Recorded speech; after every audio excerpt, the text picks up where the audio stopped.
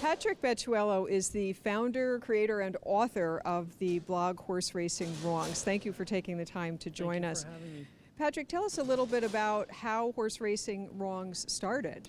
It started roughly 2-3 years ago. I was writing the Times Union Animal Rights blog. I was doing some research on horse racing, and I was looking for some information, some hard data, and what I found, I guess unsurprisingly, was a dearth of information on the negative aspects of horse racing. So I decided to take it upon myself to start this blog, and since then it's grown dramatically.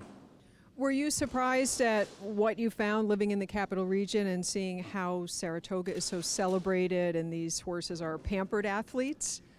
Certainly Saratoga, we are seeing the very best that the industry has to offer, the best horses, and most people that you talk to from this region will say that these horses are pampered and so well taken care of. But again, our focus is national, and by and large, the majority of racetracks in the U.S., there's abuse going on every day, animal cruelty. Horses are dying, several per day, either racing or training, and of course that doesn't even touch on the slaughter issue. You have an extensive database, and I believe what is the only white paper of its kind that is going out to journalists and reporters now. Have you had a response to that yet? It's been slow, but we are getting it out there. We started locally, and we're going to press on nationally. And as you mentioned, it's the first of its kind. Right now, I currently have about 1,000 confirmed deaths on American racetracks in 2014. I do believe through my research that it's closer to 2,000. Again, that does not touch the slaughter issue at all, and it also does not include horses that die at a racetrack from a non-racing cause. A horse that may be found dead in his stall, for example, or dies of colic. These are horses that are suffering injuries or dying outright on the track, whether they're racing or training. So I think it's roughly 2,000 a year on American tracks that are dying. New York State maintains a death and injury database.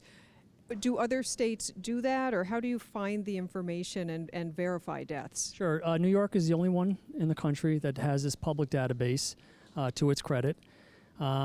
Otherwise, I use the Equibase charts. I also will call track officials to try to get confirmations on horses that were either vanned off or listed as broke down. Back in January, I began foiling the various states on their deceased horses for 2014. And since then, the list has grown dramatically. Are you finding pushback from racetrack officials because it's not in their best interest to shed light on the fact that so many horses are dying? Certainly not. They've become very adept at covering up the truth. Horse racing has existed in this country for 150 years.